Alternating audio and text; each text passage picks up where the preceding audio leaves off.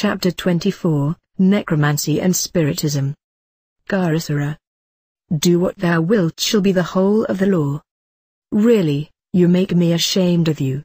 To write to ignorant me to wise you up about necromancy, when you have at your elbow the one supreme classic, Levi's chapter 13 in the dogmat ritual. What sublimity of approach! What ingenuity of considerations! With what fatally sure steps marches his preparation! With what superb technique does he carry out his energized enthusiasm! And, finally, with what exact judicial righteousness does he sum the results of his great evocation of Apollonius of Tyana! Contrast with this elaborate care, rightness of every detail, earnestness and intentness upon the goal, contrast, I say, the modern spiritist in the dingy squalor of her foul back street in her suburban slum, the room musty, smelling of stale food, the hideous prints, the cheap and rickety furniture, calling up anyone required from Jesus Christ to Queen Victoria, or latter Bob a Knob. 4. Let us return to clean air, and analyze Levi's experiment. I believe that by the application of the principles set forth in my other letters on death and reincarnation, it will be simple to explain his partial failure to evoke Apollonius. You had better read them over again, to have the matter clear and fresh in your mind. Now then, let me call your attention to the extreme care which Levi took to construct a proper magical link between himself and the ancient master. Alas! It was rather a case of building with bricks made without straw. He had not at his command any fresh and vital object pertaining intimately to Apollonius. A relic would have been immensely helpful, especially if it had been consecrated and reconsecrated through the centuries by devout veneration. This, incidentally, is the great advantage that one may often obtain when invoking gods. Their images, constantly revered, nourished by continual sacrifice, serve as a receptacle for the prana driven into them by thousands or millions of worshippers. In fact, such idols are often already consecrated talismans, and their possession and daily use is at least 2/3 of the battle. Apollonius was indeed as refractory a subject as Levi could possibly have chosen. All the cards were against him. Dogmat Ritual de Anne Macky, by Eliphas Levi. Why? Let me remind you of the sublimity of the man's genius, and the extent of his attainment. Apollonius must certainly have made the closest links between his ruach and his supinal triad, and this would have gone seeking a new incarnation elsewhere. All the available ruach left floating around in the Akasha must have been comparatively worthless odds and ends, true clip-off or shells of the dead, just those parts of him, in a word, which Apollonius would have deliberately discarded at his death. So what use would they be to Levi?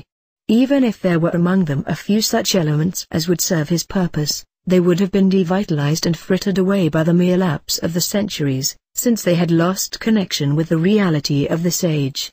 Alternatively, they might have been caught up and adopted by some wandering entity, quite probably some malignant demon.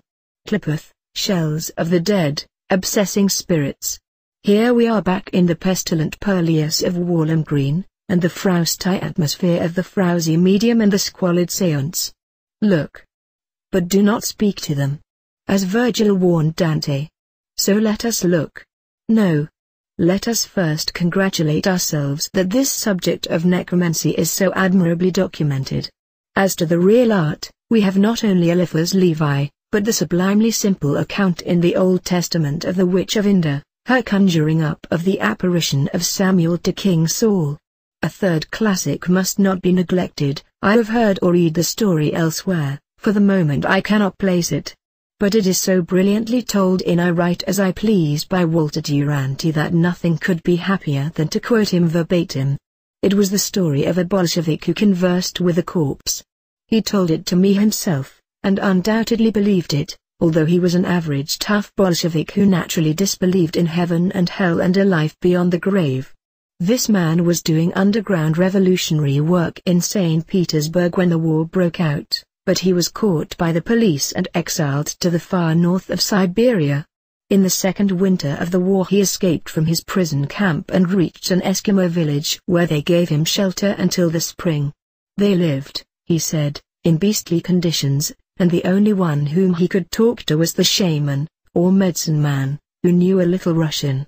The shaman once boasted that he could foretell the future, which my Bolshevik friend ridiculed. The next day the shaman took him to a cave in the side of a hill in which there was a big transparent block of ice enclosing the naked body of a man. A white man, not a native, apparently about 30 years of age with no sign of a wound anywhere. The man's head, which was clean-shaven, was outside the block of ice, the eyes were closed and the features were European. The shaman then lit a fire and burnt some leaves, threw powder on them muttering incantations, and there was a heavy aromatic smoke. He said in Russian to the Bolshevik, "Ask what you want to know." The Bolshevik spoke in German. He was sure that the shaman knew no German, but he was equally sure he saw the lips move and heard it answer, clearly, in German. He asked what would happen to Russia, and what would happen to him. From the moving lips of the corpse came the reply that Russia would be defeated in war and that there would be a revolution. The Tsar would be captured by his enemies and killed on the eve of rescue. He, the Bolshevik, would fight in the revolution but would suffer no harm. Later, he would be wounded fighting a foreign enemy, but would recover and live long. The Bolshevik did not really believe what he had seen, although he was certain that he had seen it. I mean that he explained it by hypnotism or autosuggestion or something of the kind, but it was true, he said, that he passed unscathed through the Revolution and the Civil War and was wounded in the Polish War when the Red Army recovered Kiev. So also we are most fortunate in possessing the account almost beyond heart's desire of Spiritism, in Robert Browning's Mr. Sludge the Medium. You see that I write Spiritism, not spiritualism. To use the latter word in this connection is vulgar ignorance. It denotes a system of philosophy which flourished, more or less, is the Middle Ages. Read your Erdmann if you want the gruesome details. But why should you? The model for Mr. Sludge was David Dunbar one who was really quite a distinguished person in his way, and succeeded in pulling some remarkably instructed and blue-blooded legs. Personally, I believe him to have been genuine, getting real results through pacts with elementals, demons or whatnot, for when he was in Paris, arrangements were made for him to meet Eliphas Levi. Forthwith he abandoned the unequal contest, and fled in terror from the accursed spot.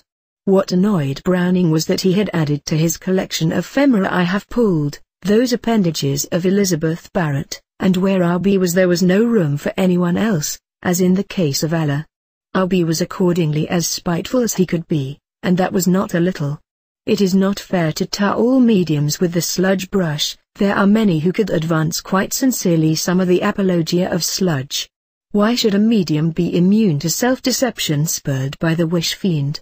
While there are people walking about outside the bug house who can find Mrs. Simpson and Generals de Gaulle, Franco, Allenby, Montgomery and who else in the centuries of Nostradamus, we should be stupid to assign everything to conscious fraud. In that case, what about poor tiny Aleister? Do please allow me the happy young eagles of the Old Testament, what clearer prophecy of psychoanalysis, it's only the English for Freud and Jung and Adler. No, by no means always fraud. Yet at any séance the investigators take no magical precautions soever, against, say, the impersonation of Iphiel by Ismail, or the doves of Venus by the Arabs. All they attempt, especially at demonstrations and the materializations, is to guard with great elaboration, and, as a rule, complete futility against the deceptions of the common conjurer. They are not expecting any genuine manifestation of the spirit world, and this fact makes clear their true subconscious attitude. As for those mediums who possess magical ability, they almost always come from the most ignorant classes. Celts are an exception to this rule, and have no knowledge whatever of the technique of the business. Worse, they are usually of the type that delights in the secret dirty affinities, and so naturally and gladly attract entities of the Cliffothic world to their magical circle. Hence tricksters, of the lowest elemental orders, at the best, come and vitalize odds and ends of the rooch of people recently deceased, and perform astonishing impersonations. The hollow shells glow with infernal fire. Also, of course, they soak up vitality from the sitters, and from the medium herself. Altogether, a most poisonous performance. And what do they get out of it? Even when the spirits are really spirits, they only stuff the party up with a lot of trashy lies. To this summary, the laws of probability insist that there shall be occasional exceptions. Love is the law, love under will. Yours fraternally, 666.